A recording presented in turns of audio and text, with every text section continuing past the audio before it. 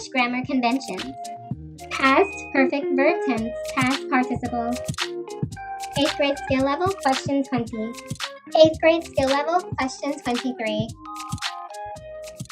Memedicine, antidote your ignorance. Show some love and throw some bands on my Cash App. Cash App, hashtag, $, memedicine. Keep me fueled. I can continuously provide you with these builds, keep you in the know and up your knowledge game. Be sure to subscribe. English Foundation, verb tense, question 23. Complete the sentence with the past perfect form of the verb. Blake knew the best place to have his car repaired because the old clunker blank down on him many times before. The task here is to shift the tense of break to its past perfect verb form. The perfect tense describes completed actions.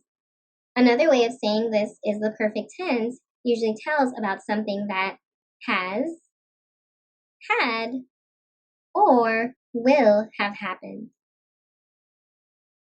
To form the perfect tense, use a form of the helping verb to have with the past participle of the main verb. The past participle of a verb is usually the same as its past tense form. Its simple past tense form, that is. But sometimes the verb is irregular. The past perfect tense tells about something that had happened before something else.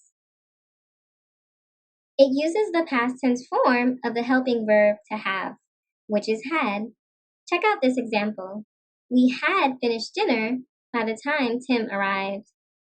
Again, we've used the past tense form of to have, which is had, across the board regardless of whether or not our subject is plural or singular. And we've paired it with the past participle of the main verb, whose original form is finished. So finished is regular. It doesn't have a different past participle. Its past participle and its past tense form are the same. So had finished is the correct past perfect tense verb form. All right, back to the original question now for a detailed solution.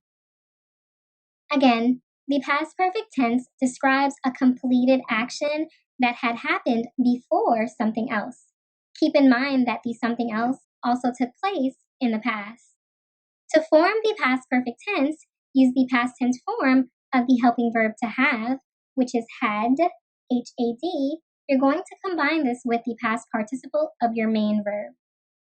According to this rule of formation, had broken is the past perfect tense of the verb break. I'm reiterating again that had broken is the correct past perfect verb form of break because Blake's clunker failed him many times in the distant past, and as a result, he was already acquainted with an auto mechanic shop. The main verb break is irregular. Notice that the past participle verb form is broken. This differs from its simple past tense verb form, broke, B-R-O-K-E. I'm highlighting this difference because some tend to assume that the past participle verb form is always the same as the simple past tense verb form of a verb. This is only true for regular verbs. We have preceded broken with the past tense form of the helping verb to have, which is had. And I also want you to note that the past tense form of the helping verb to have, had, is the same regardless of whether or not the subject of the verb is singular. A singular noun, such as in car, meaning singular because there's only one car being discussed, or had is also going to be used regardless of whether or not the subject of the verb is plural. And just in case you don't know what a plural subject looks like, an example is times, because you're discussing more than one. So the S makes this plural because you're referring to more than one thing, 2 or more times. Or had is going to be used regardless of whether or not the subject of the verb is written in first person. First person deals in the pronoun I, communicating information about yourself, either in written or spoken form. First person is also we. This is plural communication when a group is talking about themselves, either in written or spoken communication. They could all be speaking at the same time, or they could have someone speaking on their behalf. And had is also going to be used whether or not the subject of the verb is in second person.